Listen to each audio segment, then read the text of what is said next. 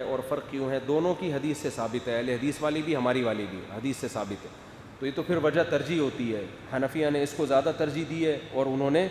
اس کو زیادہ ترجیح دی، دونوں ٹھیک ہیں۔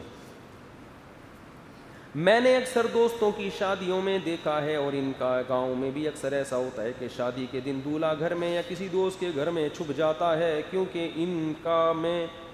مین رسم ہوتی ہے کہ دوست یار اور کزن وغیرہ خوشی میں انڈے مارتے ہیں دولہے کو، اس ڈر سے چھپ جاتا ہے، اور سب گھر والے بارات لے کر لڑکی کے گھر جاتے ہیں اور نکاح کے وقت باپ یا بھائی قبول قبول بولتا ہے۔ اس کے بارے میں آپ کی کیا رائے ہے؟ بھائی یہ رسوم انڈے ونڈے کی ختم کر دینے چاہیے، سادگی سے نکاح ہونا چاہیے، انڈے ضائع ہو رہے ہیں بلا وجہ، انڈا کا مقصد کھانا ہے، باقی دولہا کو جو انڈے پڑ رہے ہیں تو بھائی بال تھوڑے ملائم ہو جائیں گے، اس کے انڈوں سے کیا ہوتا ہے؟ یہ غلط رسم ہے، اس کو ترک کرنا لازم ہے۔ مفتی صاحب اس سوال کا جواب تفصیل سے دیجئے، کیونکہ آج یہ مسئلہ بڑھ گیا ہے، آج عورتیں، بھائی یہ ایسے فضول سوال ہے، چھوڑو سے۔ مفتی صاحب ختم نبوت کانفرنس میں ایک عالم نے خطاب کیا، انہوں نے فرمایا کہ لوگ 6 ستمبر کو یاد کرتے ہیں لیکن 7 ستمبر کو کوئی یاد نہیں کرتا، تو مفتی صاحب 7 ستمبر پر بھی بالکل یاد کرنا چاہیے، جس دن قادیانیوں کو غیر مسلم قرار دیا گیا تھا، اس پر بیانات ہونے چاہیے۔ جب میں اپنے گھر میں پڑھاتا ہوں اپنی بہنوں اور بیوی کو بورڈ پر، تو اس میں میری بھابیاں بھی بیٹھتی ہیں، تو اس صورت میں پڑھانے کا طریقہ کیا ہوگا؟ بھابیاں پردے کے ساتھ بیٹھ جائیں پیچھے؟ کیا نامحرم کو کس طرح پڑھانا جائز ہے؟ جائز ہے، وہ بھابیاں بیٹھ جائیں پیچھے، آپ پڑھاتے رہیں، اس میں کیا ہے؟ اگر شادی شدہ عورت سے، یہ بھی حیا کے خلاف ہے یار، اس طرح نکاح نہیں ٹوٹتا ہے۔ مفتی صاحب آپ سے ایک سوال ہے، آپ ہر مضمون پر بیان کرتے ہیں مگر آج کل جو فرقہ واریت مارکیٹ میں چل رہی ہے آپ اس پر بیان نہیں کرتے، جیسی کہ، اچھا فرقہ بازی تو نہیں، جیسے کہ مہاجر پٹھان پنجابی بلوچ، یہ فرقہ واریت تھوڑی ہے، یہ تو لسانیت ہے۔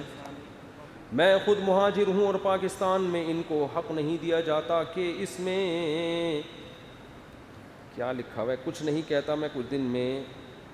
بھائی رائٹنگ تو اچھی لکھا کرو یار۔ انٹرویو ARY کے انٹرویو کے لیے گیا، انہوں نے مجھے نہیں رکھا صرف اس لیے کہ میں مہاجر تھا، یہ غلط ہے بھائی، ایسا کچھ بھی نہیں ہے۔ جس میں قابلیت ہوتی ہے کسی بھی قوم کا ہو، ٹیلی ویژن چینل والے اس کو رکھتے ہیں، یہ آپ کو وہم ہو گیا ہے کہ مجھے مہاجر ہونے کی وجہ سے نہیں رکھا خام خواہ میں، تو ایسا کچھ بھی نہیں ہے، ٹیلی ویژن والوں سے ہمارے بھی تعلقات ہیں، تو کوئی اس طرح کا فرق نہیں ہے، ان باتوں سے لسانیت پھیلتی ہے، سمجھتے ہو؟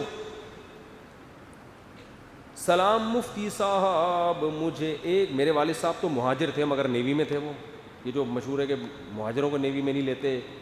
فلانے کو آرمی میں نہیں لیتے، ایسے ہی ہے، میں نے بہت سارے لوگ آرمی میں دیکھے ہیں جو اردو اسپیکنگ ہے، میرے والد صاحب اردو اسپیکنگ تھے اور نیوی میں تھے، بہت عرصہ نیوی میں گزارا انہوں نے۔ اگر بالفرض کوئی ظلم کسی پہ ہو رہا ہے تو بھائی وہ ہائی لائٹ کرے اس کو، لیکن کچھ مبالغہ زیادہ ہوتا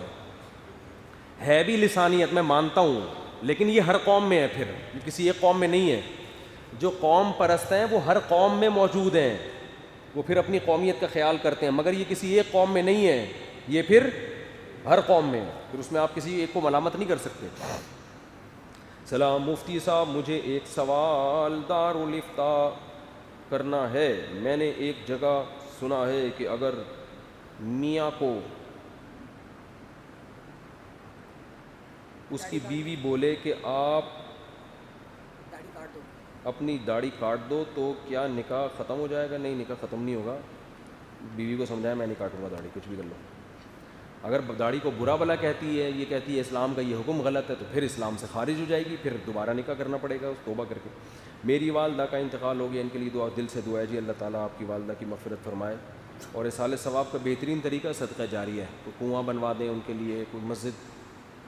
میں یا مدرسے میں تعاون کر دیں۔ امام صاحب اگر نماز کی سنتوں کا اہتمام نہ کرے اور مقتدی کرے تو امام کو جتنا ثواب ملے گا اتنا ہی مقتدی کو ملے گا، یا سنتوں کے اہتمام کی وجہ سے ثواب زیادہ ملے گا؟ یہ کیا بات ہے امام صاحب؟ نماز کی سنتوں کا اہتمام نہ کرے، جو پراپر نماز پڑھتا ہے پہلے اس کا ثواب زیادہ ہے، امامت کا ثواب اس کے بعد ہے۔ جماعت کی نماز میں سجدہ اور رکوع میں 3 مرتبہ تسبیح پڑھیں، یا جب تک امام اللہ اکبر نہ کہے، جب تک امام اللہ اکبر نہ کہے کرتے نا، پڑھتے نا تسبیح، سمجھ رہے ہو؟ 3 دفعہ سے زیادہ پڑھ لیں، خاموش رہے کہ کیا کریں گے آپ۔ نماز میں دوسری یا چوتھی رکعت میں کھڑے ہو گئے تو کیا کریں اور کیا سجدہ سہو ہوگا؟ دوسری یا چوتھی رکعت میں اگر کھڑے ہو گئے تو دوسری میں تو کھڑے ہونا ہی ہے، چوتھی میں بھی کھڑے ہی ہونا ہے، یعنی 2 رکعت کے بعد بیٹھنا تھا، بیٹھنے کے بجائے کھڑے ہو گئے، تو اس میں اگر غیر مؤکدہ سنتیں پڑھ رہے تھے یا نوافل پڑھ رہے تھے تو نوافل میں اور غیر مؤکدہ سنتیں بھی نوافل ہی کی طرح ہوتی ہیں، ان میں 2 رکعتوں کے بعد بیٹھنا فرض ہے، سمجھتے ہو؟ تو اس میں اگر بیٹھنے کے بجائے کھڑے ہو گئے تو فوراً کیا کر دو، بیٹھو، کیونکہ وہ فرض ہے، اور سجدہ سہو کر لو تو نماز ادا ہو جائے گی۔ اور اگر فرض نماز پڑھ رہے تھے یا وتر پڑھ رہے تھے یا ظہر کی 4 سنتیں مؤکدہ پڑھ رہے تھے، اس میں اگر 2 رکعت کے بعد بیٹھنا بھول گئے اور سیدھے کھڑے ہو گئے تو اب دوبارہ مت بیٹھیں، کیونکہ یہ بیٹھنا واجب تھا، اب دوبارہ نہ بیٹھیں بلکہ 4 رکعتوں کے بعد آخر میں سجدہ سہو کریں۔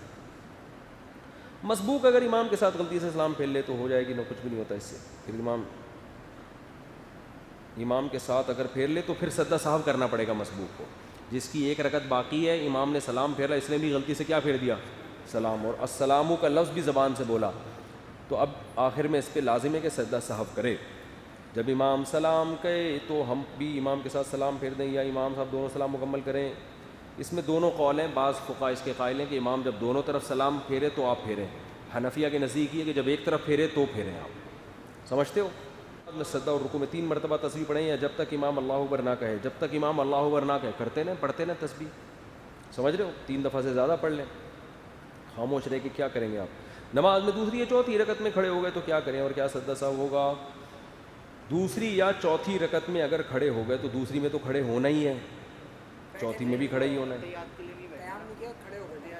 یعنی 2 رکعت کے بعد بیٹھنا تھا، بیٹھنے کے بجائے کھڑے ہو گئے، تو اس میں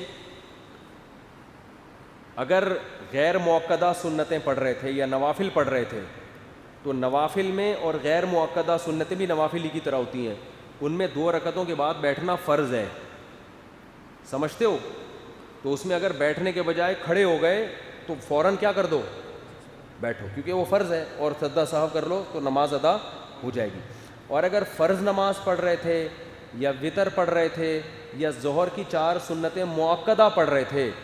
اس میں اگر 2 رکعت کے بعد بیٹھنا بھول گئے اور سیدھے کھڑے ہو گئے تو اب دوبارہ مت بیٹھیں، کیونکہ یہ بیٹھنا واجب تھا، اب دوبارہ نہ بیٹھیں بلکہ 4 رکعتوں کے بعد آخر میں سجدہ سہو کریں۔ مسبوق اگر امام کے ساتھ غلطی سے سلام پھیر لے تو ہو جائے گی، نہ کچھ بھی نہیں ہوتا اس سے، پھر امام کے ساتھ اگر پھیر لے تو پھر سجدہ سہو کرنا پڑے گا مسبوق کو، جس کی 1 رکعت باقی ہے، امام نے سلام پھیرا، اس نے بھی غلطی سے کیا پھیر دیا، سلام، اور السلام کا لفظ بھی زبان سے بولا، تو اب آخر میں اس پہ لازم ہے کہ سجدہ سہو کرے۔ جب امام سلام کہے تو ہم بھی امام کے ساتھ سلام پھیر دیں یا امام صاحب دونوں سلام مکمل کریں، اس میں دونوں قول ہیں، بعض فقہاء اس کے قائل ہیں کہ امام جب دونوں طرف سلام پھیرے تو آپ پھیریں، حنفیہ کے نزدیک یہ کہ جب ایک طرف پھیرے تو پھیریں آپ، سمجھتے ہو؟